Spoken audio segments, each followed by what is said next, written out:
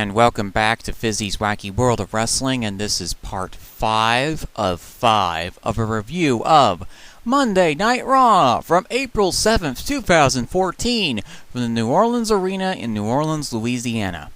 This is the Fallout show for WrestleMania 30, and what a Fallout show it's been so far! Anyway, this is our last part of the podcast. And we begin it with Stephanie McMahon, Kane, and The Shield, which we haven't talked about today, are in the back. Stephanie says that they need to focus on Triple H, the Shuffle, basically breaking the Lawn Gnome in two and winning the shiny things away from him, so that they can decide who is going to be the next champion of said shiny things. Anyway, Kane, because his half-brother, The Undertaker, lost at WrestleMania, and that he lost his match with the New Age Outlaws against The Shield, is furiously yelling at them, and says this infamous line that Triple H actually sent him and the New Age Outlaws to destroy The Shield. Stephanie gets tired of this yelling and screams at him in her demoness voice to shut up. She then says to The Shield that Daniel Bryan holding the title is an injustice to this company. And then she basically states that Daniel Bryan needs the title removed from him by Triple H, otherwise the Authority is going to have a lot of trouble trying to get the title off of his hands. She says, like I said, it's an injustice that he has the shiny things. The Shield acknowledge this, but they don't look happy about it. Mainly because they have to work with Kane and Orton and Batista. Three people that they don't necessarily get along with, especially not Kane and Orton, who they've repeatedly triple power bombed out of their shoes. So anyway, as we start this match, we know that the deck is stacked against Daniel Bryan. We know that Triple H is going to use every single means to try and destroy the deranged Lawn Gnome. He tried to use half of his means at WrestleMania and lost horribly. However, Daniel Bryan is dealt a bad hand at the start of this match when he comes out, as Randy Orton and Batista have decided to wander to the ring and decide to attack him.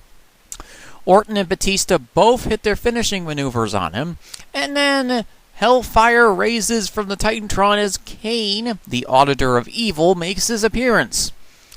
Kane tells them to back off so he can hit him with a choke slam. Oh, this is going to be fun, I think to myself. Anyway, Triple H comes out to his Titantron and music with the biggest, most horrible grin on his face. He's fooled them all. I bet that's the same look that Vince McMahon currently has on his face when Undertaker lost the WrestleMania streak to Brock Lesnar. He fooled them all. Same look that Cesaro joining Paul Heyman. He fooled them all. And now Triple H has that same fool-them-all look on his face that he is going to finally end this yes movement and that he is going to take control of the shiny things. He then basically starts screaming at the ref to start the match. Now Daniel Bryan has been knocked down in the middle of the ring and really isn't responding very well. The referee is trying to tell him that Daniel Bryan is injured and can't compete. Triple H then threatens him, same thing that Stephanie does a moment later, and threatens to fire the referee, but the referee forcibly starts the match to keep his job. And then Triple H begins to mock the yes chants, same thing Stephanie does, but then is interrupted by three of the most unlikely heroes ever. Sierra, Hotel, India, Lima, Delta, The Shield. The Shield makes their way down to the rings with these absolutely cool face masks that have these nice skull patterns on them, and walks down to the ring in their traditional manner, walking through the ring steps, jumping over the barricade, and then over to the underside of the ring. Triple H then sees that Orton, Batista, and Kane are on the other side of the ring, about to jump through the ring ropes to try and attack the Shield. And Triple H says, "Don't do this, guys. I have to win the title. Don't do this. I'm not going to start a war," he says. The Shield get up to the same position as the Authority does. And then Triple H then tells them to stand down as the Shield enter the ring. The Authority do the same as well. Then Triple H has to stop Kane from charging in, and then he says to Kane, "We are not having a war." Triple H absolutely does not want desertion to happen in his Authority at this point. He knows that game so well. He's already been part of several mega stables in the past. Unfortunately, the Shield are not having anything to do with the Authority anymore, as Roman Reigns hits the spear that ends everything and anything on Triple H. And Triple H is knocked down to the ring. And then they begin attacking Orton, Batista, and Kane, and then send them to the outside. As they surround Triple H, he then gets up, turns around, and Daniel Bryan has gotten his wherewithal back under him to hit a running knee on Triple H, a finishing maneuver that he has not been able to counter yet.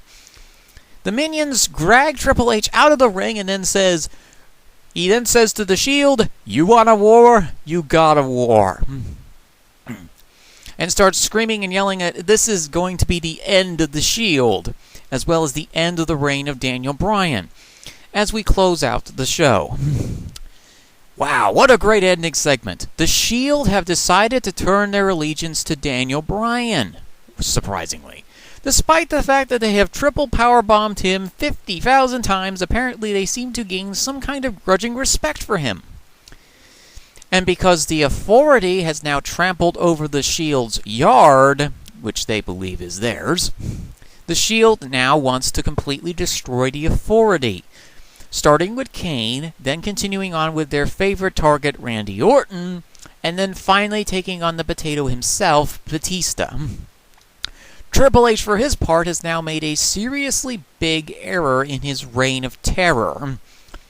He decided to try and do everything himself, but forgot to notice that Orton and Batista are not particularly happy with him at this point, and Kane is in such an emotional wreck position because of his half-brother losing at WrestleMania, and possibly due to the fact that the power source known as the Urn has been destroyed for nearly a year now, and Kane has to collect soul energy using his corporate powers, that it's becoming very hard for him to continue working in the ring.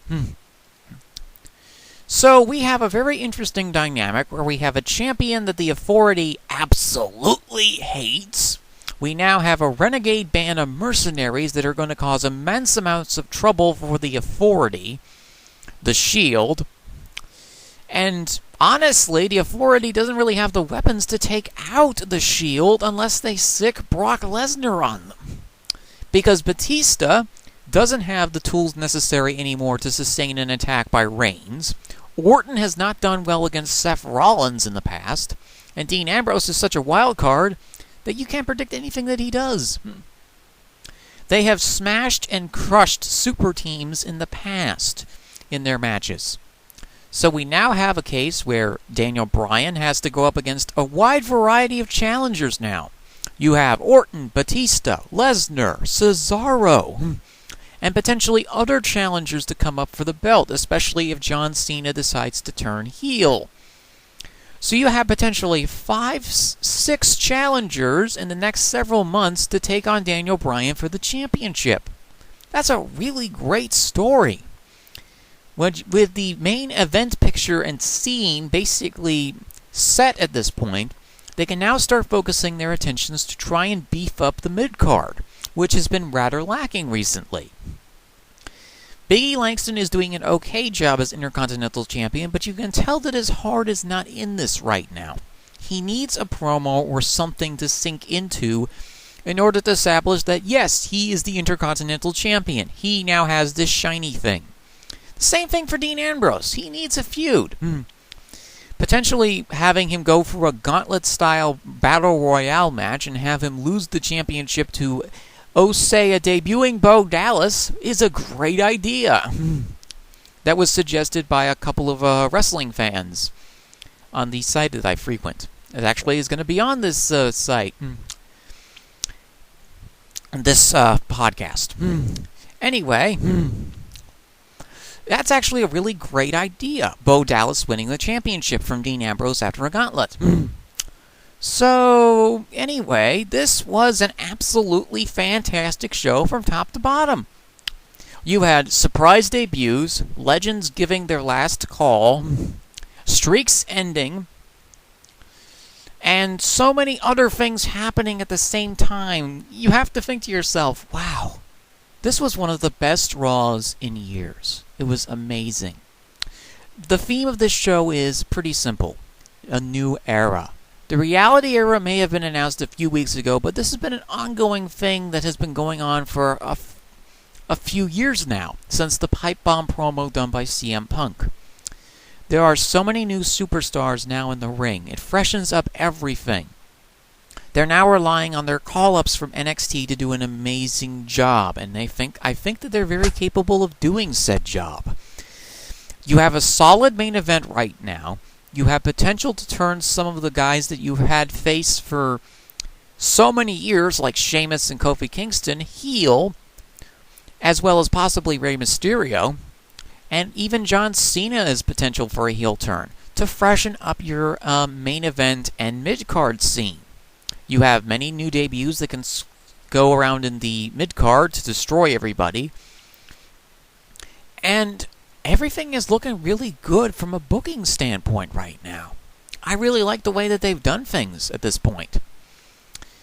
So after a turbulent WrestleMania, an even more turbulent Monday Night Raw, and the shocking news of Ultimate Warrior passing away, this has been one of the most interesting, wild, wacky, and somber 96-plus hours that I have seen in professional wrestling. Well, this is 14 Fitzpatrick. This has been Fizzy's Wacky World of Wrestling. And I bid you have a good day, ladies and gentlemen, and we'll see you next time. And good night, folks. Good day and good night.